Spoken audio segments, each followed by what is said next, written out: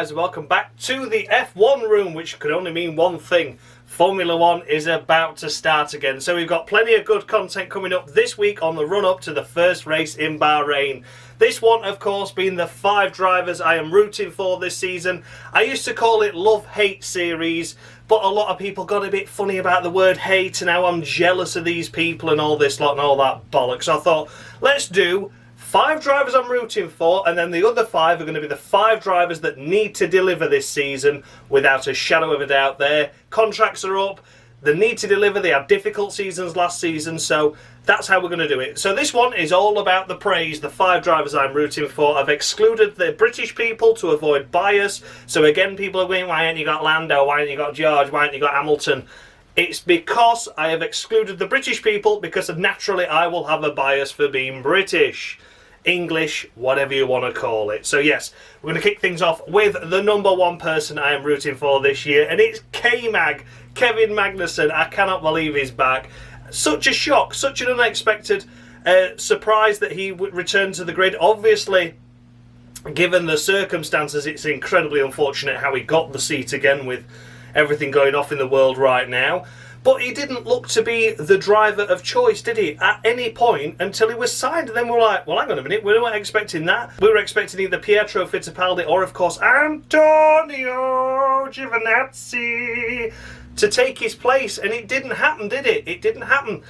All of a sudden, K-Mag back. And it's a brilliant choice for Haas. It is a perfect choice. Mick has finally got someone to look up to and be able to learn from. Many years of experience, K-Mag in the car, of course, and K-Mag has got a lot of experience in the team as well, so he's gone straight in, fitted right in, all smiles during the Bahrain testing that he was back. So we'll wait and see. I'm not expecting anything startling from him this year. I think the Haas car, despite this 2 years of development, or whatever they call it, are still going to struggle. They're still going to struggle, but I seriously hope that K-Mag will deliver his golden races. Every now and again he shows that moment of brilliance, doesn't he?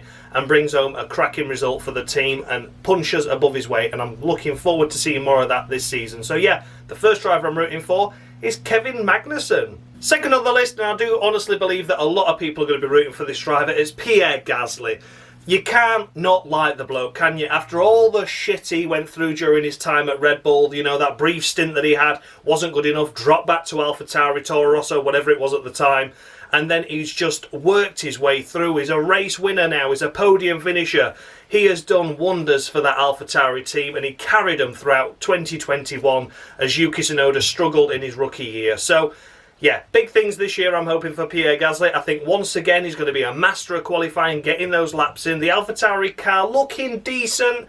It's going to be interesting because I think once again that AlphaTauri, Alpine and Aston Martin area of 5th, 6th, 7th is going to be really close in the Constructors' battle. But I think in qualifying he'll get ahead of the cars he needs to get ahead of, and in the race he'll finish ahead of them. He just has to rely on his teammate Yuki Tsunoda to get AlphaTauri up the Constructors' order, because I don't feel this year it can carry the team as well as he did last, because the other teams have made improvements. So we'll remain to be seen on that, but yeah, Pierre Gasly, I'm hoping and expecting big things from him once again this year. Certainly for Pierre Gasly this year, if he does incredibly well, I can fully expect him to go with a top team, or certainly break out of that toxic Red Bull relationship he's got, because clearly he has proved his worth more than enough times now that he was dropped into that Red Bull seat too soon. AlphaTauri he has delivered, and he has never been given the chance once again because of Helmut Marko being a wanker.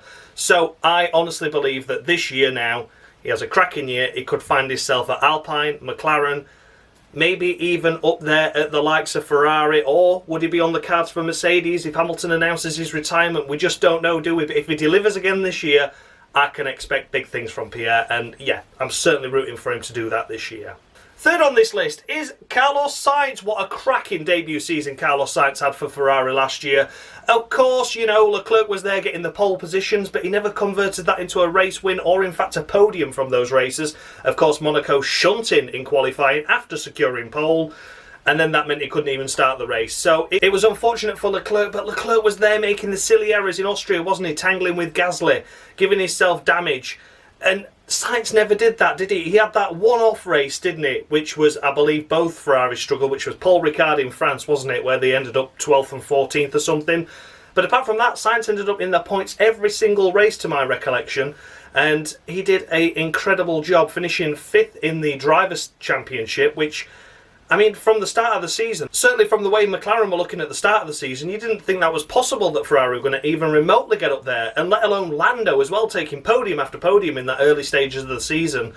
But no, Ferrari came good after that Monza weekend miracle for McLaren, and there he was, 5th place in the Drivers' Championship, snatching it away from Lando in the final round and beating his teammate more crucially as well. So he'll certainly ruffle some feathers at Ferrari. He thoroughly deserves it. I've always rated him as a driver when people didn't, you know, when he was going through that Toro Rosso, Renault phase. People didn't rate him, but I always did, and he's coming good once again. He's proving his worth. And not only that, it's a bit of a boost to Lando as well, isn't it? Because Lando and Sainz were really evenly matched. And now Sainz has delivered, Lando's stepped up a gear as well. It really proves that they're top drivers. But yeah, Sainz, Carlos Sainz, I will be rooting for him this year. I'll be rooting for Ferrari. That Ferrari looking really strong as well in testing. The only car to really look balanced in Bahrain throughout all of the days. A lot of cars struggling here and there, but Ferrari on pace, looking strong. I hope it's a good year for him, and I hope it's a really, really good year for Carlos Sainz. The next driver I'll be rooting for is Sebastian Vettel. I believe he was on my hate list last year, but this year he is right in my love list into the driver I am rooting for. Because, okay, so Sebastian last year did struggle in the early part of the season, did he? Bahrain, he was tangling with Esteban Ocon at the start of the race, and he wasn't looking great, was he? But then throughout the year he matured and like really became that father-like figure. Of course, being a father himself now, he was coaching Mick. He was there with the Haas. He was there with Mick at every time, wasn't he? Looking at his car. Why doesn't your seat quite work? You know, what's this? What's that? And he took on this role of being such a fantastic ambassador for the sport.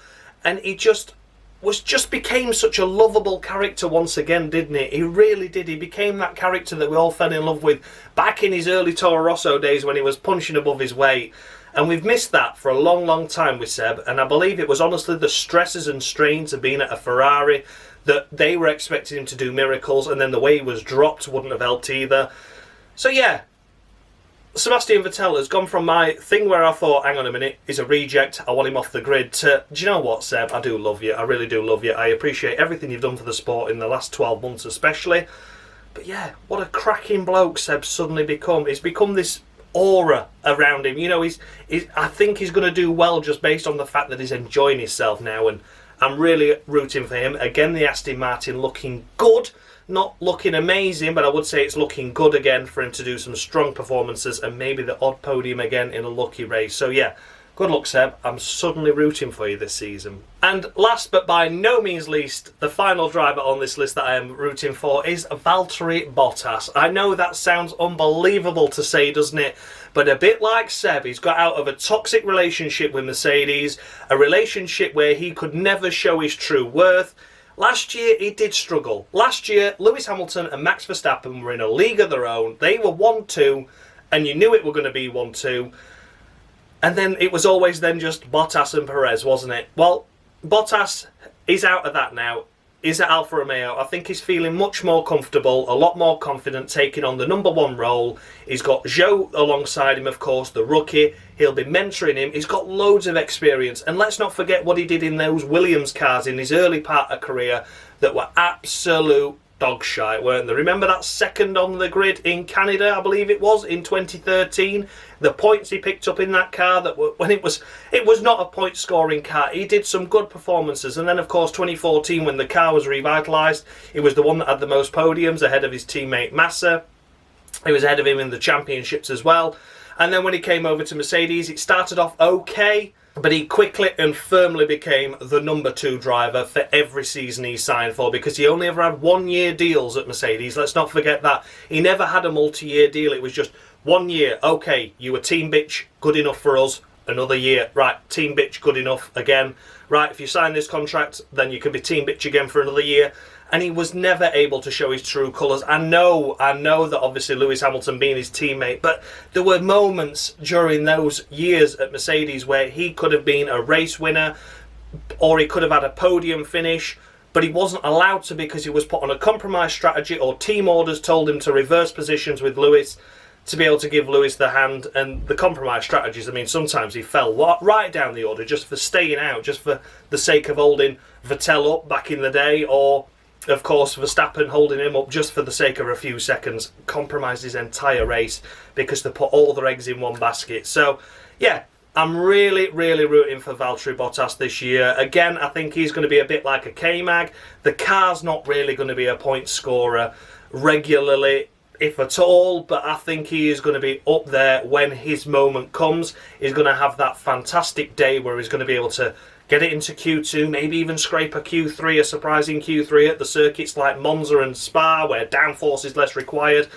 And I just think he'll do well with the equipment he's got at any given time. Okay, he might still be getting knocked out in Q1s, but I think he's going to be delivering a lot for that Alfa Romeo team, which needs a restructure. And I think this is the perfect way to do it. Get some experience back in the car. You know, we've had Kimi, but Kimi was only just doing it because he enjoyed it. Whereas I think Bottas has still got that hunger that Kimi lacked in the last couple of years.